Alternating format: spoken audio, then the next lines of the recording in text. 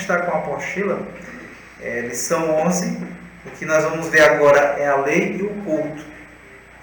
Então nós vamos dar uma visão geral sobre o livro do Êxodo, Levítico, Números e Deuteronômios. Nessa lição nós vamos dar início a um pedacinho de cada um para que a gente entender essas questões. Então eu espero que até agora todos já estejam terminando o livro de Deuteronômio, né? Se a gente pegar as Sagradas Escrituras, deixa eu ver até onde vai aqui o livro de Deuteronômio. Porque, se eu não me engano, a lição 12, deixa eu ver aqui, a lição 12, nós já vamos sair do livro de Deuteronômio, ou seja, nós já vamos sair. Hoje, nessa lição 11, a gente finaliza toda esta saga do Moisés. E aí, na lição 12, nós já vamos entrar no outro livro do Josué, que seria o que vai dar continuidade a Moisés, o substituto de Moisés, o outro patriarca. E depois nós vamos ver também a questão dos juízes. Então, até essa altura do campeonato, todos já devem ter lido essa quantidade aqui de folha. Se você ler uma por dia, eu acho que só uma por dia já dá para terminar de ler todos esses livros do Pentateuco, né? Então vamos lá aqui para a apostila. A lei. O panorama religioso e moral que nos apresentam os livros do Pentateuco, lembrando que o Pentateuco são os 5 livros do Antigo Testamento, o Gênesis, Êxodo, Levítico, Número e Deuteronômio. Não vou explicar aqui direito o que é Pentateuco, porque nas formações do início do encontro de formação bíblica eu já expliquei. Então, tendo essa visão panorâmica, né, os livros do Pentateuco não quer dizer que seja realmente do tempo de Moisés e que as leis sejam mesmo dele. Então, é isso que ele vai querer dizer, os estudiosos, de que não quer dizer que esses fatos, esses livros do Pentateuco não foram exatamente da época, não quer dizer que foi da época de Moisés e que as leis sejam realmente ditas por Moisés, ao menos todas. Estas leis foram elaboradas durante muitos séculos como resultado da vivência do povo escolhido em confronto com as nações pagãs. Então é aquela historiazinha. Primeiro se cria a lei porque se faz algo errado. Só se cria a lei porque tem algo errado no meio, né? Não. A lei é criada depois das práticas, para exatamente você não praticar. Então não é o contrário, você não vai criar uma lei, vamos supor uma pessoa num ambiente fechado com ar-condicionado, está ali todo mundo ali no ambiente fechado, no ar-condicionado, numa sala, ou vamos supor numa clínica médica, esperando lá para ser atendido, numa sala fechada, e aí está todo mundo ali numa boa, tudo bem, aí você vai criar uma lei dizendo assim: proibido fumar em ambiente fechado. Se nunca entrou ninguém em ambiente fechado fumando. Aí se cria esta lei porque, claro, apareceu em algum local por aí alguém fumando em ambiente fechado. Aí, claro, que fica incomodando as outras pessoas que não gostam de sentir o cheiro do cigarro. Aí se cria a lei, bota lá a leizinha: não fumar em ambiente fechado. E assim vai sendo criadas as leis. Voltando aqui à apostila no segundo parágrafo. As investigações recentes a respeito da lei do Sinai, a lei que Moisés recebeu no Monte Sinai, está falando das investigações, dos estudos, mostram que tem fortes raízes em leis hititas do 2º milênio antes de Cristo. Ou seja, o que ele está querendo mostrar aqui aos estudiosos é que as leis, alguns contos, histórias do Antigo Testamento, têm uma certa mistura com as histórias do povo pagão. As coisas que foram colocadas tem uma certa mistura e mesclagem. Se você parar para observar, todas as culturas, principalmente do Antigo Testamento, da Antiguidade, elas têm uma semelhança, mesmo eles não vivendo em regiões, nas mesmas regiões. Sempre há a crença no Deus do bem e no suposto Deus do mal, entre aspas, o bem e o mal. Então sempre é isso, sempre há essa semelhança. Então o que ele vai querer dizer que há uma certa influência dos hititas, as leis deles, antes de Cristo. Do tempo de Hammurabi, rei da Babilônia também, na época de Abraão, influência. Conhecemos o código de onde foram tirados os direitos humanos e onde está colada a lei do Sinai.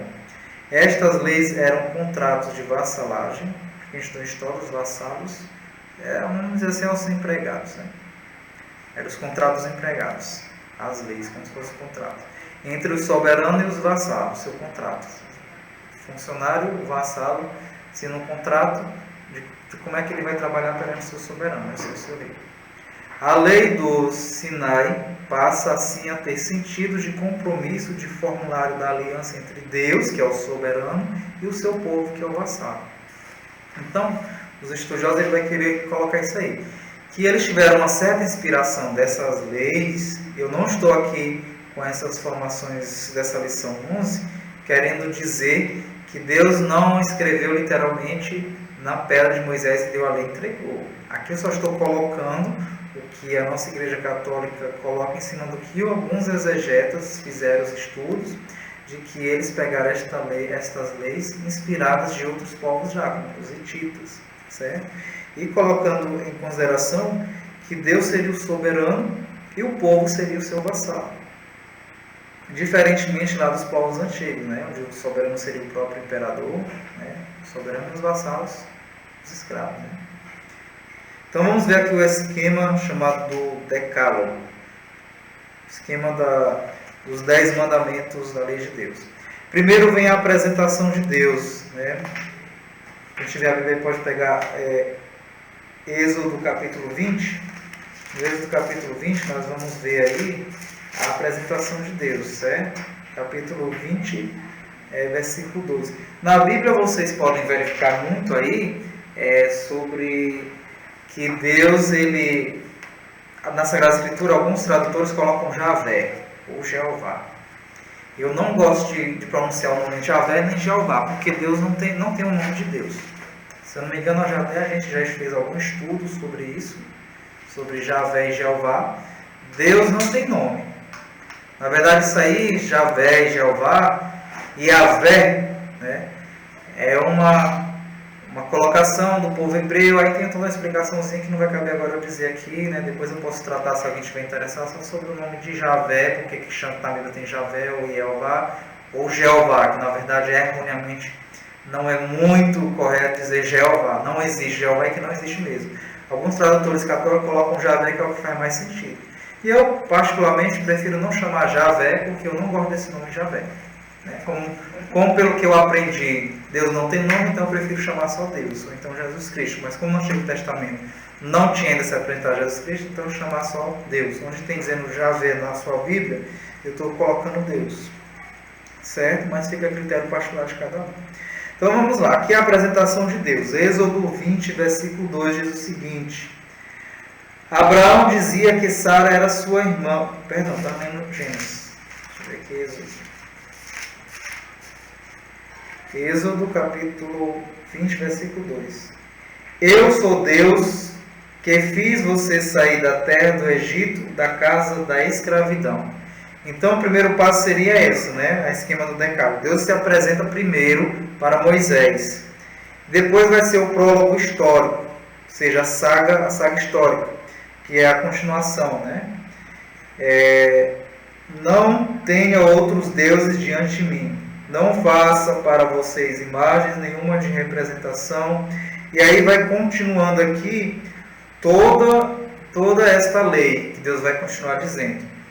Não faça para você ídolos, nenhuma representação daquilo que existe no céu e na terra, ou nas águas que estão debaixo da terra. Não se prostre diante desses deuses, nem sirva a eles, porque eu, Deus, sou um Deus ciumento. Quando me odeiam, castigo a culpa dos pais nos filhos, netos e bisnetos. Mas quando me amam e guardam os meus mandamentos, eu os trato com amor a 1000 gerações. E aí Deus vai dando continuidade a esta explicação do Decálogo, ou seja, da lei, a ordem dele. Então, quando Deus ele diz assim, ele começa a relatar aqui os 10 mandamentos, né, a sua lei. Quando ele diz assim, não se prostre diante desses deuses, quando Deus estava se referindo ao Antigo Testamento, sobre a renúncia dos deuses pagãos, porque naquela época, na verdade, estes deuses de cada cultura, só levando em consideração que não é santo. Não é santo, é deuses. Cada deus tinha um poder. Ou seja, na verdade, esses deuses seriam a apresentação e a manifestação, claro, demoníaca, dos demônios que se apresentavam, e aí você criava uma imagem de adoração a eles. Só que é claro que aqui nas Sagradas Escrituras não vai ter a preocupação de ficar relatando muitos demônios, falando de demônios. Por quê? Deus não queria mostrar para o povo que já tinha a fé muito fraca e era fácil de acreditar em tudo naquela época. Deus não queria mostrar para o povo que existia, de certa forma, esses demônios, que na verdade são anjos que foram criados pelo próprio Deus, de que tinham esses poderes para que o povo não tivesse essa confusão. Então o que Deus preferia dizer? Só existe um único Deus e ponto. E esses outros deuses, na Sagrada Escritura vocês vão ver que sempre quando se relata nesses deuses, é considerado como se fosse uma criatura que nem existe. Você só tem uma imagem ali, aquele Deus que não tem nada por detrás. Não existe nenhuma manifestação espiritual por detrás. Mas na verdade no Antigo Testamento existe sim, sempre existiu uma manifestação poderosa espiritual por trás de todos esses deuses, tanto os deuses dos egípcios lá do faraó, existia a manifestação espiritual, só que é claro que é uma manifestação demoníaca por detrás. Dos deuses nós podemos ainda ver hoje essa crença semelhante, por exemplo, na deusa Iemanjá. A Iemanjá ela é considerada uma deusa lá dos africanos.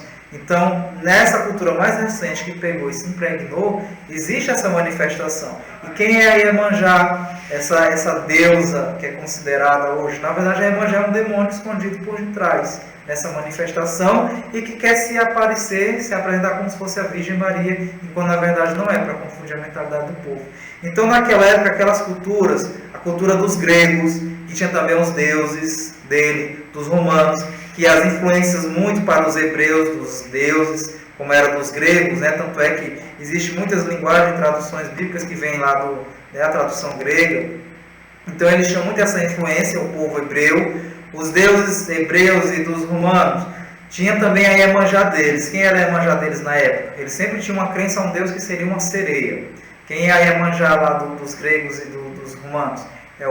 Tem o Netuno, né, que é o deus lá da profundeza das águas, né, o Netuno. E o Netuno, na verdade, é um planeta, hoje é adotado como um planeta, né, o planeta Netuno, que na verdade é o deus Netuno. Como na verdade todos os planetas que hoje se batizaram os nomes da crença dos romanos, são nomes de deuses. Deus Mercúrio, planeta Mercúrio, o deus Júpiter, planeta Júpiter, que é o deus do trovão, e assim sucessivamente. O deus Sol, que é o próprio Sol, né? Tanto é que depois é considerado mais na frente essa comparação de Jesus ser o Sol, né? O Sol da Terra. Então que fique claro nessa questão das leis, quando Deus começa a esclarecer o povo, a renunciar a esses deuses, é porque Deus estava querendo tirar toda essa confusão da mente do povo. Deus estava querendo tirar esta confusão de segmento de outras crenças. Deus estava querendo mostrar que só existia um único Deus e que estes deuses, estas imagens, elas não são imagens que servem para nada, não tem nenhum sentido espiritual por trás. Tanto é que Deus vai dizer, olha, ela tem olhos, mas não vê. Tem boca, mas não fala. Tem ouvidos, mas não escuta. Tem pés, mas não anda. Mas a gente pode ver depois, mais na frente, que pode parecer uma contradição, que nós vimos na formação do primeiro ano, que Deus, ele manda construir depois uma serpente, uma cobra, né? E colocar numa haste, e quem olhar para este suposto Deus, entre aspas, dessa serpente, iria alcançar um milagre. Como é que pode Deus mandar proibir, como diz bem aqui em Êxodo capítulo 20, versículo... é o versículo 4. Não faça para você ídolos daquilo que existe no céu e na terra. Ou seja, Deus já proíbe a construção de imagens do que tem na terra, e depois ele mesmo manda o povo dele fazer uma serpente. Então o que tem que ficar claro é que essa proibição divina não é uma proibição de que é proibido você, de certa forma, ter uma imagem. Entendeu? Que fique claro isso. Não é uma proibição de você ter uma imagem em si. É porque, na verdade, o povo, estava usando daquela imagem para adorar os outros deuses, que na verdade seriam os demônios, né? Deus estava protegendo o seu povo, essa é a intenção de Deus. Deus está, na verdade, protegendo o seu povo de cair nas ciladas do mal. Ou seja, Deus estava fazendo essa filtragem. Então vamos lá, Deus ele faz essa apresentação dele no Decálogo. Vamos ver aí, o primeiro mandamento, o Êxodo 3:6. Que seria, não ter outros deuses, não faz para você imagens, que eu sou o único Deus. Ou seja, o primeiro mandamento aqui que ele está querendo mostrar, que resumidamente seria amar a Deus sobre todas as coisas. Então primeiro, ame a Deus e ponto final. O segundo, as outras declarações particulares. O segundo mandamento, que vai estar em Êxodo 20, versículo 7, diz o seguinte: não pronuncie em vão o nome de Deus, porque Deus não deixará sem castigo aquele que pronunciar o nome dele em vão. E que vai estar também lá em Deuteronômio, podemos abrir lá Deuteronômio 5, capítulo 5, versículo 11.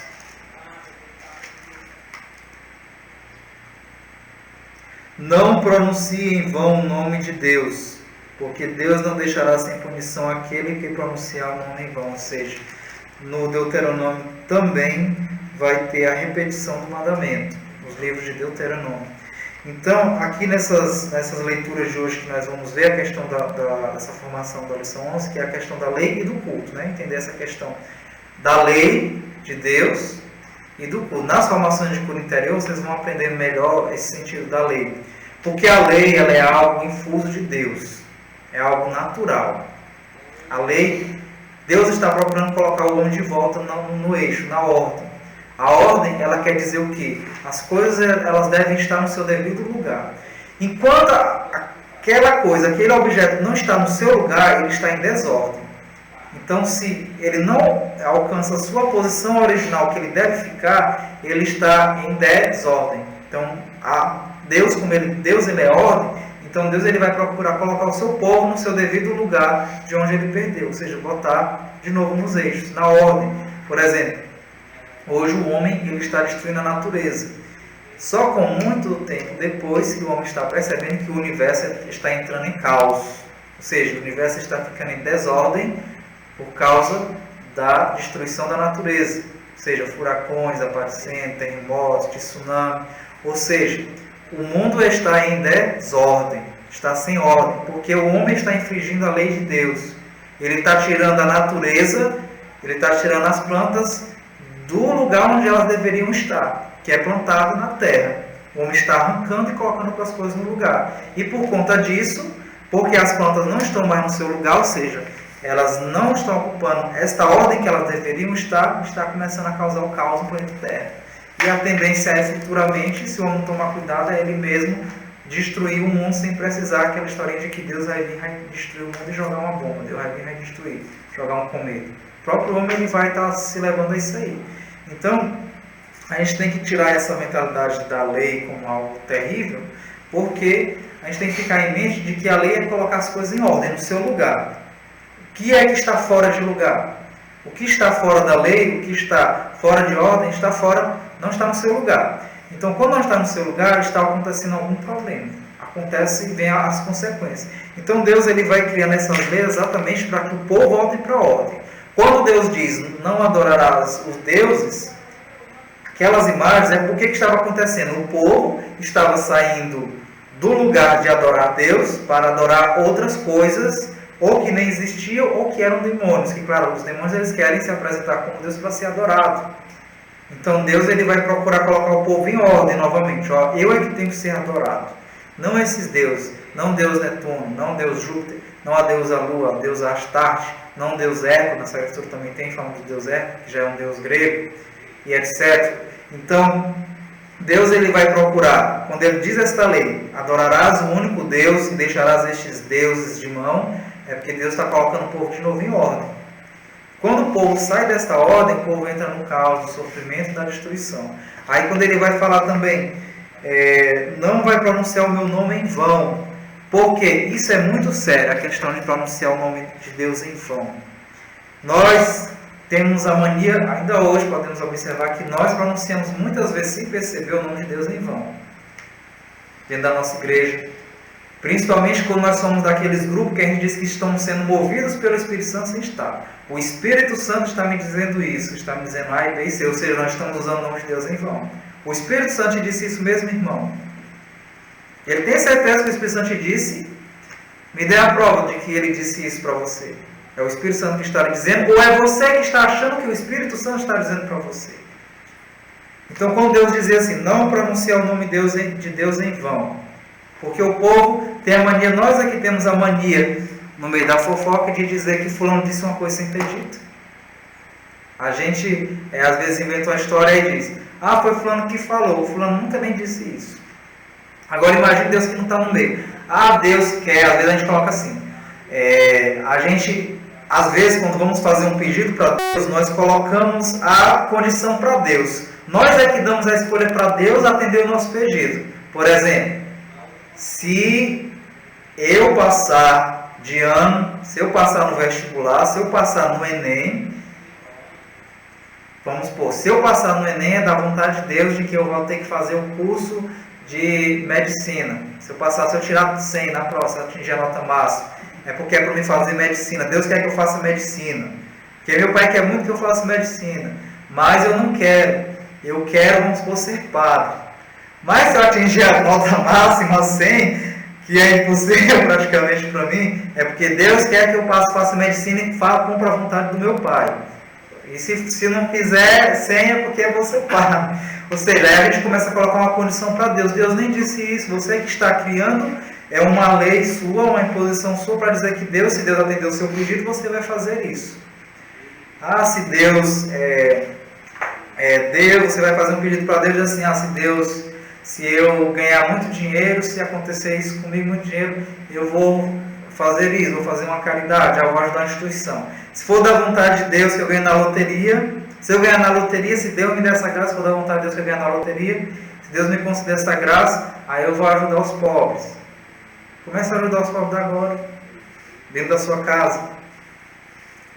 Quem ainda na sua casa está precisando de ajuda? Ajude lá dentro primeiro. Está ajudando lá dentro da sua casa? Primeiro lá dentro. Você vai ter que gastar dinheiro, não. Ajude com o seu amor, transmitindo amor. Então, às vezes, a gente tem a mente de que nós colocamos muito Deus na frente. Deus disse isso. Deus disse que você está curado, irmão. O que foi que Deus disse para você dizer isso para o irmão? Que o irmão está curado. Principalmente, isso é muito perigoso hoje na nossa igreja católica e principalmente em outras igrejas, né? Dizer, Deus está te abençoando, Deus vai te abençoar se você depositar todo mês 10% do seu salário. Deus, se você não botar 10% do seu salário aqui na igreja, se você não der os 10%, Deus não vai te abençoar. Que é isso, queridos irmãos, lotemianos internautas. Quer dizer que se eu não der lá na igreja 10% do meu salário, Deus não vai me abençoar? Deus disse isso para você? Deus está dizendo isso para você? Tenha certeza? Aí muitas vezes nós colocamos o nome de Deus em vão. Então a gente tem que tomar muito cuidado com essa desobediência do mandamento da lei de Deus.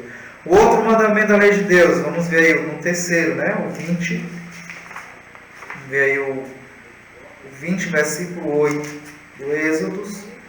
Já vai falar do terceiro mandamento. Lembre-se do dia de sábado para santificá-lo. Trabalhe durante 6 dias e faça todas as suas tarefas. O 7º dia, porém, é o sábado de Deus, seu Deus. Não faça nenhum trabalho, nem você, nem seu filho, nem sua filha, nem seu escravo, nem seu escravo, e etc, etc, etc. Ou seja, o terceiro mandamento da lei de Deus é o mandamento de hoje de briga entre religiões. Porque Deus diz para não trabalhar no sábado. Ele diz para não trabalhar no sábado. E aí? Quem é católico está desobedecendo os 10 mandamentos da lei de Deus. Quem é também evangélico, que não tem aquela lei do sabatista, também está trabalhando dia de sábado. Você está desobedecendo esse mandamento bem que isso. Terceiro mandamento da lei de Deus. E agora, José? Eu vou dizer aqui bem claro para não aprofundar muito, Quando Deus, o sábado, a palavra sábado, nós já estudamos isso aí, né, os significados dos sábados, essas coisas, como Deus está dizendo, é entender o mandamento da lei de Deus. Os mandamentos da lei de Deus, você tem que entender ele como se cumpre. Não quer dizer, no mandamento de não falar o nome de Deus em vão, de que eu não vou mais dizer que o Espírito Santo me disse isso, mas você tem que ter a clareza de que o Espírito Santo me disse. Só Deus e você sabe. Ninguém mais vai saber. Se você falou em vão, você vai sofrer as consequências de Deus depois, de ter usado o nome de Deus em vão. Então nós temos que entender os mandamentos. Sábado, nós vimos que a palavra sábado significa descanso. Certo? Então quando Deus ele vai falar, nós temos que entender a linguagem de Deus. Quando Deus vai falar de descanso, a gente leva em consideração da criação dos mandamentos da lei de Deus, foi que o povo era escravo e explorado no Egito e o povo não tinha tempo para Deus. Era trabalhando 24 horas, não existia. Se parava 10 segundos era só para comer e beber água, e voltava de novo a trabalhar. Ia dormir, aí ia dormir só 2 horas, 3 horas para amanhecer o dia e trabalhar de novo. Ou seja, era o trabalho direto, 24 horas, praticamente. A escravidão, né? A escravidão. Então, quando é colocado para Moisés passar para o povo essa questão do descanso, é porque Deus, se você for querer colocar na linguagem divina, Deus está dizendo assim: eu quero que você descanse, tenha um tempo para mim.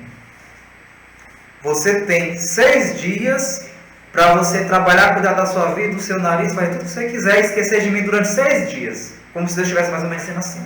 Porque o povo esquecia de Deus 24 horas. E ainda hoje esquece de Deus. Com as suas ocupações. É como se Deus estivesse dizendo assim: não tem problema se você passar 6 dias esquecendo de mim. Mas tire um dia para se lembrar de mim. Esqueça a sua vida, seu trabalho, tudo. É o descanso. Porque no mandamento diz descansar como Deus descansou. Deus não descansou, Deus não pode descansar.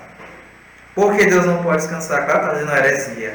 Oh, glória a Deus, está dizendo uma grande heresia. Deus não descansa. Se Deus descansar, Ele é imperfeito, porque o cansaço é uma imperfeição do ser humano. Se você vai parar e se aquietar, é porque você está com alguma fraqueza, precisa repor suas energias. Deus não precisa repor a energia dele. Ele vai repor a energia da onde? Ele é o próprio Deus. Ele é a energia em pessoa, vamos dizer, ele é a fábrica da energia. Ele é o motor que não move, ele é imóvel. Ele é toda aquela energia, a energia em pessoa. Ele não precisa repor energia. Você vai descansar porque você precisa repor energia de alguma forma, seja espiritual, psicológica ou física, que é a alimentação, para repor energia. Então Deus não descansa. O descansar é um descansar humano. Mas por que Deus faz essa comparação dele? Da intenção de você se voltar para Deus. Então tem que ficar claro isso aí. Senão todo mundo vai para o inferno porque está trabalhando dia de sábado. Está todo mundo lascado. Só não vai para o inferno, acho que é os adventistas, que guardam a lei do sábado, o testemunho de Jeová, não sei. Quem são os que guardam? Que é fiel ao sábado, que não trabalha custe e custar. Mas tem que trabalhar domingo, e domingo é o primeiro dia da semana, é domingo. Domingo não é dia de descansar. Como a gente viu no comecinho, né? Domingo é a primeiro dia do trabalho, primeira-feira. Feira é trabalho. Então o primeiro dia de trabalho é no domingo. Então você tem trabalho do domingo à sexta-feira. Sábado é o descanso. Ok? Como eu já falei essa formação, então vão assistir ela que vocês vão entender melhor sobre essa questão do descanso. Deixa eu prolongar muito aqui. O 4º mandamento da lei de Deus é, vamos ver aí Êxodo 20, 12, que fala: honrar pai e mãe. Quer honrar pai e mãe, respeitar como se estivesse respeitando o próprio Deus. Quantos de nós não honramos nosso pai e nossa mãe? A gente entra em conflito. O 5º mandamento da lei de Deus, o Êxodo 20, 13. Não matar. Aí a gente pensa que nós estamos cumprindo porque eu nunca tirei a vida fisicamente de alguém. Mas com uma palavra, quando você diz alguma palavra, nós matamos de 2 formas: verbalmente e fisicamente. Quando você diz uma palavra que magoou uma pessoa, fez mal a uma pessoa, a palavra é capaz de destruir a vida de uma pessoa. Que humilhou uma pessoa, você matou ela. Pode levar ela até ao suicídio futuramente, mais na frente, a destruir a vida daquela pessoa. Então, às vezes a gente pensa que nós conseguimos, estamos cumprindo esse mandamento. O outro, não cometa adultério, né? Que seria o 6º mandamento. Não cometer adultério. O que é a questão do adultério que Deus está falando? O adultério quer dizer não ser infiel. Você não tem que ser infiel à pessoa com quem você está. Você tem que procurar manter essa fidelidade com a pessoa com quem você está convivendo. Então, o adultério é a infidelidade. Aqui no Êxodo tem dizendo assim, não cometa adultério. Aqui na Sagrada Escritura não vai dizer se é só para o homem ou só para a mulher que está proibido. É para ambos, né? Não cometer adultério e ponto final. Você não deve ser infiel. É não ser infiel. O outro mandamento seria o 7º, né? O versículo 15. Não roube. Que é o roubar? Que é o roubar?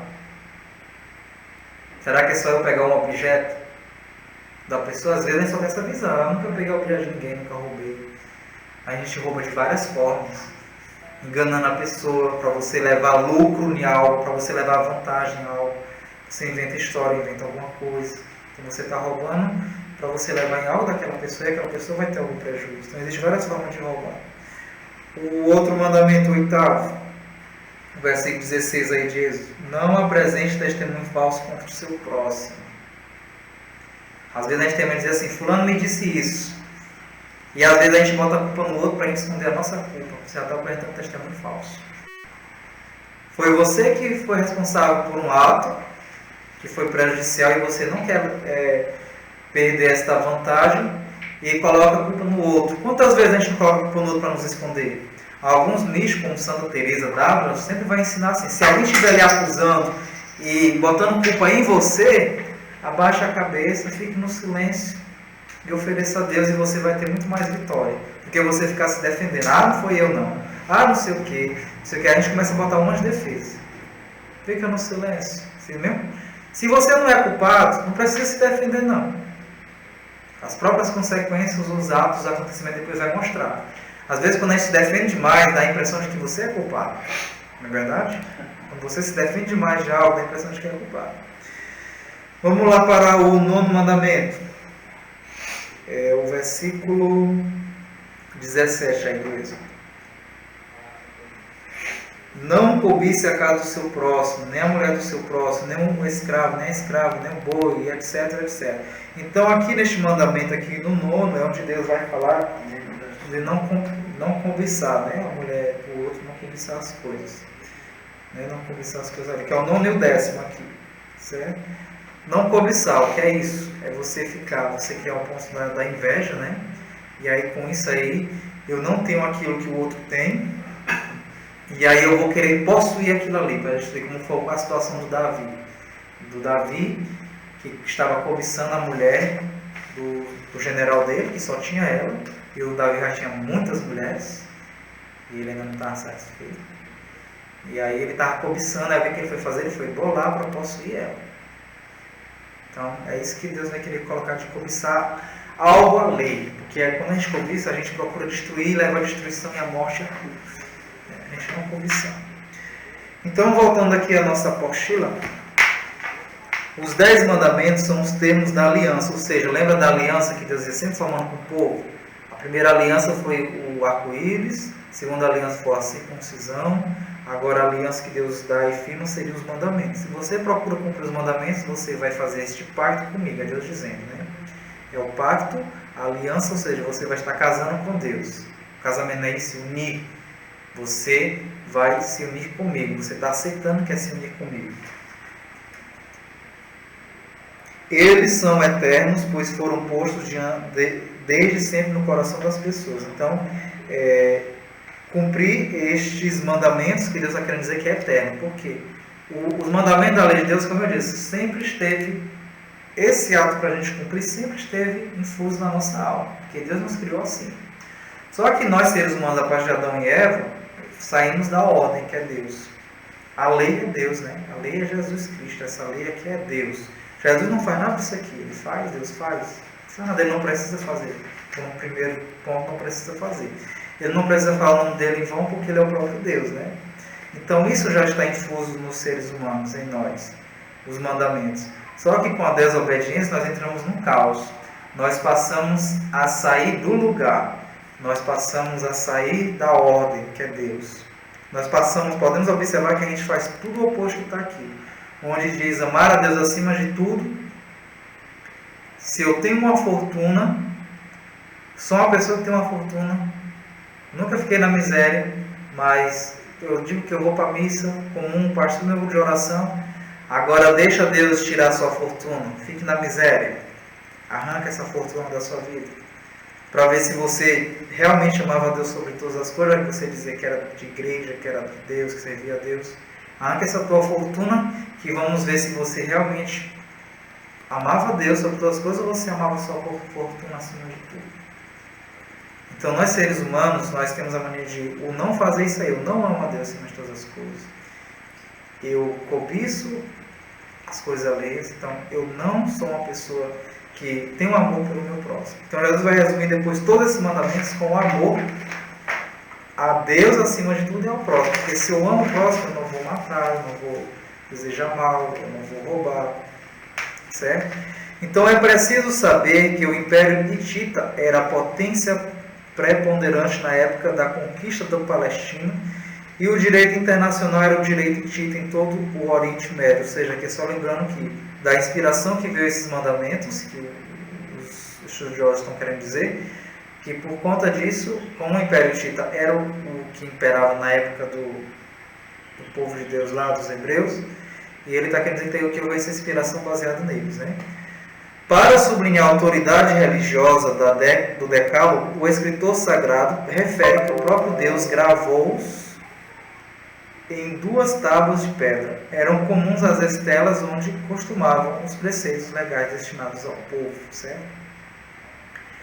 No Êxodo e no livro de Deuteronômio, ao lado das leis religiosas que formavam parte também do Código Civil, acham-se algumas leis. Retornando aqui às informações.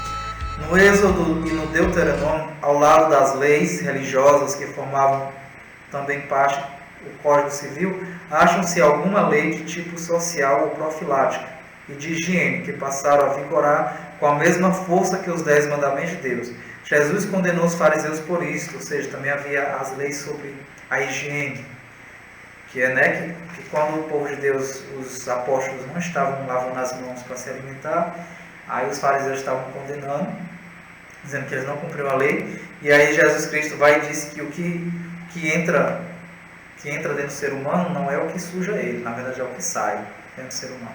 Então Jesus está querendo falar isso não é para você ser uma pessoa porca e cebosa, mas é para poder mostrar, na verdade, o verdadeiro sentido da lei. Porque do que adianta você tentar ser fiel a uma coisa e ser falso e hipócrita por outro lado, né? Então existem leis relativas aos pobres, órfãos, então ele vai generalizar aqui. Você vai ver no livro do Êxodos, Levíticos, você vai ver as leis que vai falar com referência aos pobres, aos órfãos, às viúvas, os estrangeiros, receber bem os estrangeiros, e etc. Leis voltadas para o trabalho, ao repouso, que no caso seria o descanso, né? Então vamos agora ver a questão do culto, né? Seria a lei e o culto. A gente viu a estruturação da lei, a organização da lei, certo?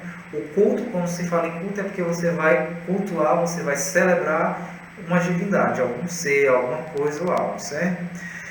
Então vamos lá, o culto é um conjunto de formas externas legalizadas em que uma comunidade, uma família ou um indivíduo concretiza sua vida religiosa. Então a maneira de você concretizar o seu ato religioso, a sua prática é fazendo um culto, com gestos, né? No culto comunitário, geralmente há um sacerdote responsável pela organização da função. Quando foi escrito o Pentateuco, o culto já estava organizado em Israel. Então, quando o livro do Pentateuco foi feito, né, foi escrito, então já existia este culto. Então, aquela história que eu falei, se escreve primeiro, depois como faz. Primeiro eu estou praticando o ato, estou fazendo o culto, nesse caso, aí agora vamos escrever como é que é o culto, né? Como é que se organiza. Então a organização foi iniciada por Moisés, como se deduz lá nos livros de Êxodo, Levítico e Deuteronômio. Porém, encontramos formas primitivas de culto no tempo dos patriarcas. Então o culto ele vai ter o quê? A organização e o sacrifício, né? A organização, né, que vai de acordo com a lei, para poder tirar para separar o que seria sagrado e o que seria profano, então eles vão organizar isso. E o sacrifício, né, que no culto eles... principalmente no culto judaico, né, eles vão colocar a questão do sacrifício, que seria o holocausto, de oferecer alguma vítima. Como antigamente os povos que a gente viu tinha tendência de o sacrifício era ser humano, então para poder tirar este sacrifício humano, quando Deus separa o seu povo desse povo pagão a partir de Abraão, Deus coloca no lugar do sacrifício humano um animal. Então ele começa a ter nesse culto o animal, certo? E o outro que vai entrar seria o código. O livro que nos transmite as regras e preceitos, então tem a organização, né, para separar o profano do sagrado, aí tem o sacrifício e vai ter o código, que seria a lei. O livro que vai ter este código, esta lei, é o chamado livro do Levítico, que vai ter o código, que vai ter as leis do povo de Deus. Este livro equivale ao nosso direito canônico, o livro das normas da Igreja Católica. Então, assim como os judeus têm um livro, que é o Levítico da Sagrada Escritura, que é voltado para as leis, para os ensinamentos do culto, etc., a Igreja Católica tem um livro dele chamado Direito Canônico. Né?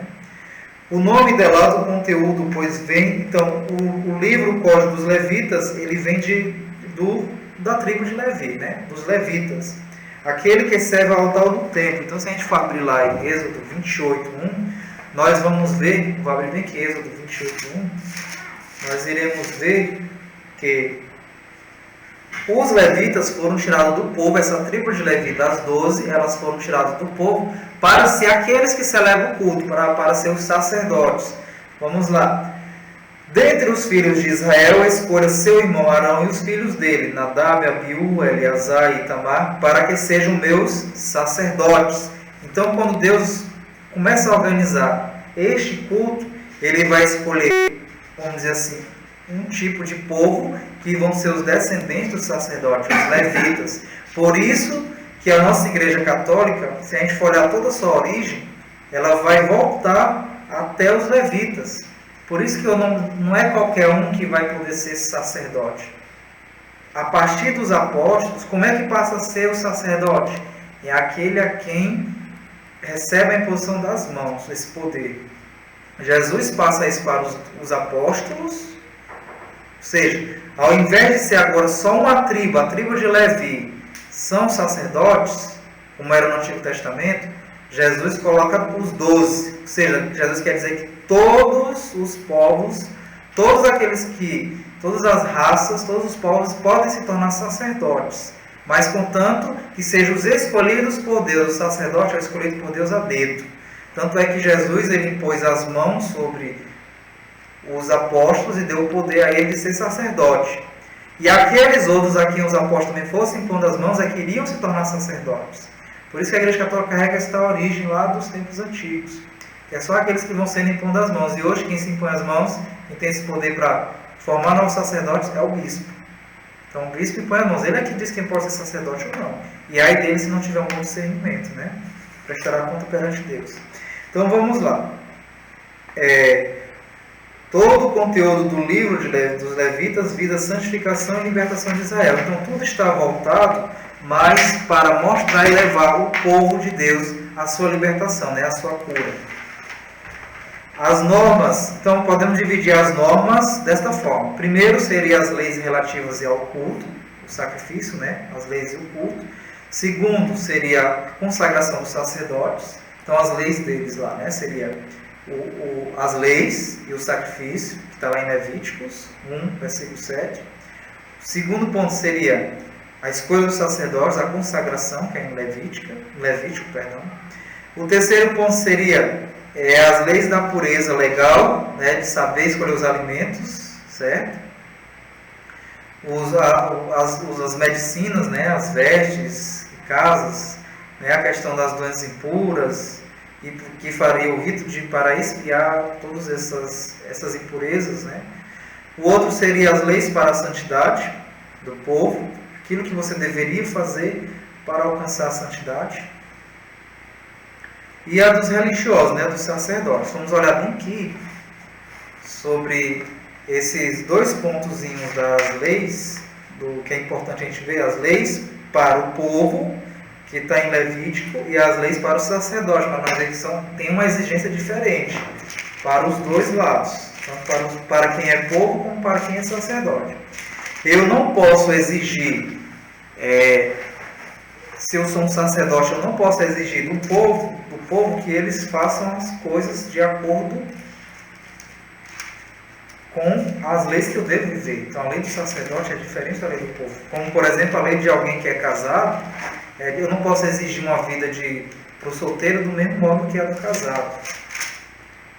Então vamos lá. Levítico. Levítico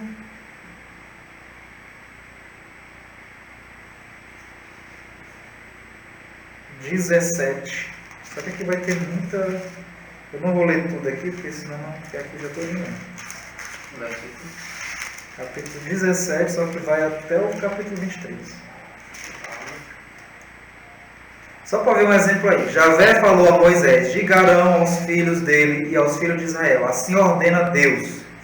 Todo filho de Israel que imolar um boi, um cordeiro ou uma cabra no acampamento ou fora dele, e não os levar à entrada da tenda da reunião para oferecê-los a Deus diante de sua morada, será réu de sangue. Ou seja, o povo que tinha que oferecer o sacrifício tinha que levar lá a tenda da reunião. A lei do povo, isso é um exemplo. Vamos ver bem que é do sacerdote, que vai lá para 21 a 23.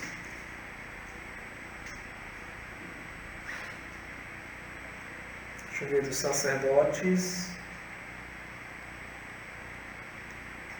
Deus falou a Moisés: diga aos filhos de Israel: todo filho de Israel ou imigrante residente em Israel que entregar um de seus filhos a Moloque, que era o Deus, será réu de morte. O povo da terra o apedrejará, e eu me voltarei contra esse homem e o eliminarei do seu povo. Entregarei um de seus filhos a Moloque, contaminou o meu santuário e profanou o meu santo nome. Então quem tiver que entregar o filho a oferecer para este Deus Moloque, então vai ser réu de morte. Então, para a gente finalizar aqui, o outro ponto seria as determinações diversas de leis, como é que deve ser organizado a lâmpada do santuário, só pulando bem 24, capítulo 24, versículo 1 a 9. Mande que os filhos de Israel tragam para você azeite de oliva puro e refinado para manter as lâmpadas sempre acesas na tenda da reunião fora do véu que está na frente do testemunho da aliança. Ou seja, esta lei é importante porque esta lei hoje qual é? É a lâmpada que fica acesa no sacrário. O sacrário é Deus, o mandamento da Deus, a nova aliança. Ou seja, diante da nova aliança dos mandamentos era para ficar sempre a lâmpada acesa, que era por meio do azeite. Ou seja, entre aspas, a vela daquele tempo, a lamparina. Tinha que manter aceso ali. Então, tudo que está na Igreja Católica constituída hoje vem destas organizações dos levitas, certo? Que são as leis diversas. E as leis que eram as eclesiais, as leis da Igreja, que é a lâmpada do santuário, a pena para o blasfemo. Então, a Igreja aplicava, a Igreja, na época, que eu estou dizendo a Igreja aqui me referindo do povo lá de Moisés da época, nessa organização deles do templo, do santuário. Então existia apenas a pena para o povo, para o blasfemo, o ano sabático e os votos e dízimos, certo? Para o judeu como para o cristão, o objeto do culto é a ação salvífica de Deus. Então, na verdade, todo o foco do culto é voltado para a salvação.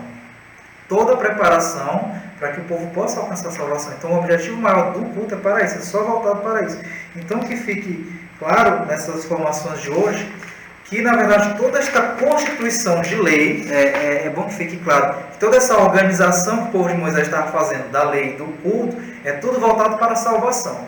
Tanto é que Jesus, em um dos episódios na Sagrada Escritura, você vai ver e observar que quando Jesus estava andando com os apóstolos perto de uma fazenda, vamos assim dizer, os apóstolos de Jesus estão com fome, o que eles fazem? Eles pulam, vamos supor assim, a cerca, invadem o território alheio, roubam aquelas espigas, de certa forma seria um roubo, comem com fome, e aí alguns que veem dizem assim, mas, e ainda mais já num dia de sábado, dia de descanso de feriado, não pode colher espigas, e aí os que são bem mesmo fundamentalistas com a lei vai querer criticar Jesus, como é que teus apóstolos, seguidores estão fugindo da lei, eles estão roubando, eles não falam bem roubando, nem consideraram esse ponto, mas como se estivesse trabalhando eles sabem, estão fugindo. Mas se a gente parar para observar, eles também roubaram, ou seja, eles infringiram a lei de não roubar, não cobiçar as coisas da lei. E agora? E agora, José? E agora, Maria? Infringiu a lei na frente de Jesus Cristo, Deus passou essa lei para Moisés. Aí o que Jesus vai dizer? O homem não deve ser escravo da lei, mas senhor dela. Ou seja, numa visão mais ampla de Deus e de Jesus, o homem não roubou, os apóstolos não roubaram as espigas, porque o terreno é de Jesus, ele que fez o planeta Terra. As espigas não é daquele dono daquela fazenda, as espigas é de Jesus Cristo. Mas vamos tomar cuidado que nós vamos sair agora pulando o terreno dos outros e roubando, não, pelo amor de Deus. Eu estou querendo fazer essa colocação aqui para a gente ver como a gente tem que entender essa dimensão da lei. Porque a lei, o objetivo da lei do culto é para santificar e salvar o homem, certo? Então Jesus vai querer dizer isso aí, se a lei não está te santificando, você está sendo escravo dela, sem você fugir, sair do lugar, sem você fugir da rota, sem você entrar no caos. Como eu falei, a lei é para te colocar em ordem, não é para te tirar da ordem. Então você tem que tomar muito esse cuidado. Então que essa formação de hoje tenha ficado dada sobre a questão das leis e do culto. Se há alguma dúvida, né, a gente vai seguir também para perguntas. Então, até mais, tenha uma semana.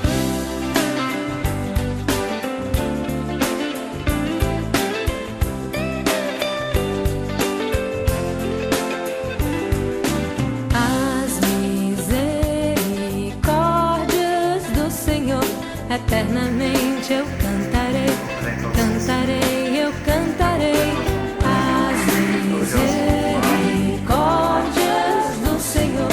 Eternamente eu cantarei, cantarei, eu cantarei.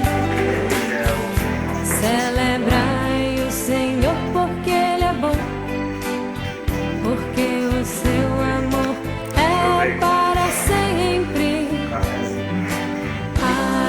Misericórdias do Senhor, eternamente eu cantarei, cantarei, eu cantarei as misericórdias do Senhor, eternamente eu cantarei, cantarei, eu cantarei. A casa de Israel repita, o seu amor é para sempre.